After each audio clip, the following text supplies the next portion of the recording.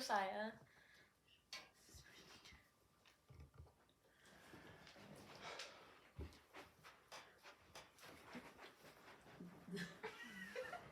Okay.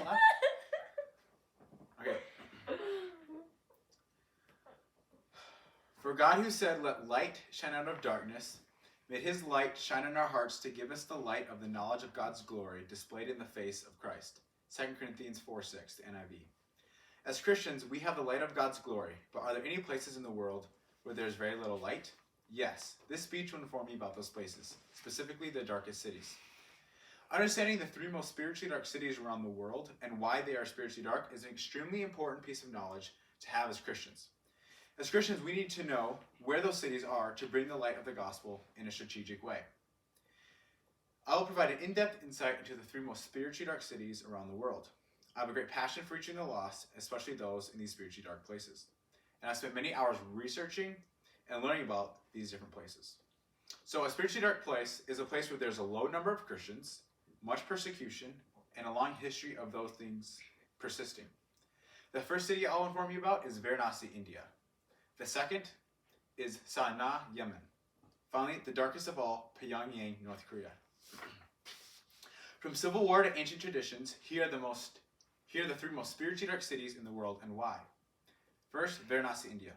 Varanasi has had a heavy tradition of Hinduism dating back, according to different legends, 10,000 years. According to the government of India, I quote, Mark Twain said, Benras, also known as Varanasi, is older than history, older than tradition, older even than the legends, and looks twice as old as all of them put together. Hindus come to Varanasi from all over, 2.5 million every year. In fact, Mission India posted an article which stated, over 1 million people are in the city each day. Some know they have very little time left and go to the river daily, praying for mercy to Hanuman, the monkey god, until they die. For most foreign Christian visitors, note strivers, it's a pretty ugly experience. It really is Satan on display. There's also a lot of persecution. India is number 11 on the open doors for the top most 50 persecuted countries. Hindu mobs and extremists don't want Christians converting people from Hinduism.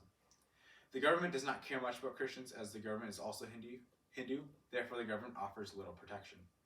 Varanasi has one of the lowest percentage of Christians in any city in the world. In fact, less than 0.2% are Christian adherent, some of which are non-evangelicals or accept Hinduism as well. But if you think Varanasi is spiritually dark, then Sana'a, Yemen, is even more dark. First, it is extremely unreached. There are only a few thousand Christians in the entire country of 35 million. Only 0.02% evangelical Christians, according to the Joshua Project. There are also extreme physical needs because of the Civil War. With so much violence, this adds to the spiritual darkness. Being ignorant to the gospel is one thing, but acting on that in the form of violence and corruption is even worse. Nearly 17 million people are without food, and 21.5 million people are in need of humanitarian aid, according to the World Food Program. Yemen is a desert. The summer is hot, and there's virtually no water. This adds to the weight of the situation, and when people are desperate, they do evil things to get what they want. Even if Yemen receives humanitarian aid, it only goes to Muslims, not Christians, purely because the Muslim extremists hate the Christians. There's also massive persecution. Yemen is number 3 in the worst place, according to the open doors for Christians to be. Your family and friends will excommunicate you or kill you if you convert to Christianity because of their strong Islamic beliefs. And Al-Qaeda seeks to eradicate all Christians, including women and children. Although Sana'a, Yemen, is extremely spiritually dark, there's only one other city that can rival it, Pyongyang, North Korea. There's roughly less than 1% Christians, according to the Joshua Project, in the entire country and in the city. The demonic strongholds have their way with such a little number of Christians. The Christians that are there are in hiding or in work camps. Christians do not have a voice in the government because they are so small. And they have the most extreme persecution of any place in the world. The internet and the information of the outside world of the gospel is not accessible. Unless a Christian directly shares the gospel with another person, there's no Christian witness. Pastors and leaders don't even have access to the basic Bible tools or resources because North Korea does not allow their citizens to be influenced by the outside world.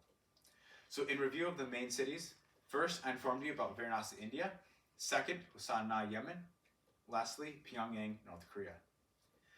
Now you have an in-depth insight into the 3 most spiritually dark cities around the world. So in conclusion, even though these dark places exist, there is a cure, but only one cure. Jesus' love and power to save. But how do we bring the light of Jesus? Jesus said, "The harvest is plentiful, but the workers are few. Ask the Lord of the harvest, therefore, to send out workers into his harvest field." Matthew 9:37-38. So therefore, there's a great harvest waiting and ready for us in these very spiritually dark places. All we need to do now is pray and go.